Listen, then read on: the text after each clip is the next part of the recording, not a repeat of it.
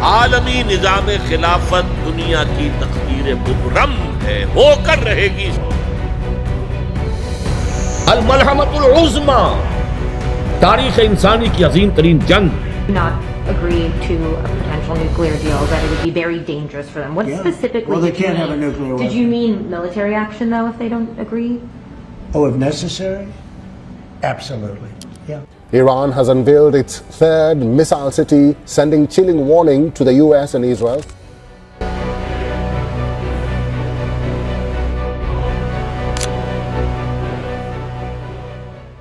دوستو، قیامت سے پہلے ایک ایسی جنگ ہوگی جو پوری دنیا کا نقشہ بدل کر رکھ دے گی، جس کے بارے میں نبی کریم صلی اللہ علیہ وآلہ وسلم نے تفصیل سے بیان کیا، جسے اسلامی روایات میں الملحمۃ الکبریٰ کہا جاتا ہے۔ ایران اور امریکہ میں بڑھتی ہوئی کشیدگی، فلسطین کے موجودہ حالات، شام کی تباہی، یہ سب حالات اور واقعات ایک بہت بڑی خونریز طوفان کی طرف اشارہ کر رہی ہے۔ یروشلم پر یہودیوں کا مکمل قبضہ کرنا، رسول اللہ صلی اللہ علیہ وآلہ وسلم کی یہ حدیث، خراسان کے علاقے سے سیاہ جھنڈے لے کر فوجیں آئیں گی۔ ایران کا حیرت انگیز طور پر خراسان کا حصہ ہونا، اس جنگ سے متعلق اسلامی روایات کیا کہتی ہے؟ یہودی اور عیسائی کتابیں اس جنگ کی منظرکشی کیسے کرتی ہے؟ اور کیا ایران اور امریکہ کی ممکنہ جنگ وہ آخری جنگ ثابت ہو سکتی ہے؟ اس ویڈیو کو پورا لازمی دیکھے گا اور اپنے اس چینل اسلامک ساؤتھ سٹوری کو سبسکرائب کرنا نہ بھولیے گا۔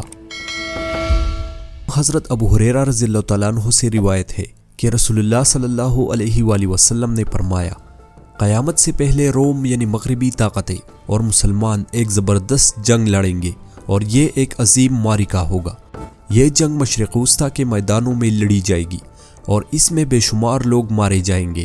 اور ایک اور حدیث میں آتا ہے کہ رسول اللہ صلی اللہ علیہ وآلہ وسلم نے فرمایا، تم رومیوں سے صلح کرو گے، پھر وہ تم سے خیانت کریں گے اور ایک عظیم جنگ چھیڑ دیں گے۔ دوستو، یہودی مذہب میں بھی ایک بڑی جنگ کی پیشنگوئی کی گئی ہے، جسے جنگ مجدون کہا جاتا ہے۔ یہ جنگ دنیا کے اختتام سے پہلے ہوگی۔ یہودی کتابوں کے مطابق مسیحا آئے گا اور اپنے دشمنوں کو پناہ کر دے گا۔ یروشلم میں ایک عظیم معرکہ ہوگا۔ عیسائیوں کی بائبل میں اس کا ذکر کچھ اس طرح ملتا ہے، اور میں نے ایک جگہ دیکھی جسے ہرمجدون کہتے ہیں، جہاں زمین کے بادشاہ ایک عظیم جنگ کے لیے اکٹھے ہوں گے۔ اسلامی روایات میں ہے کہ یہ جنگ اس قدر خوفناک ہوگی کہ اس کے بعد ہی امام مہدی علیہ السلام کا ظہور ہوگا۔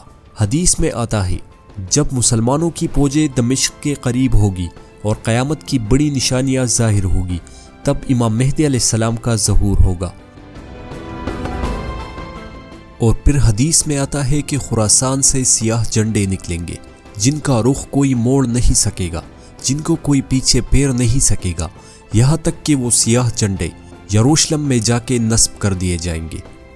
دوستو، کیا آپ جانتے ہیں کہ ایران پرانے زمانے کے خراسان کا حصہ ہوا کرتا تھا، اور آج اگر آپ دیکھیں تو فلسطین کے حق میں سب سے زیادہ ڈٹ کے کھڑا ہو کر لڑنے والا ملک ایران تھا۔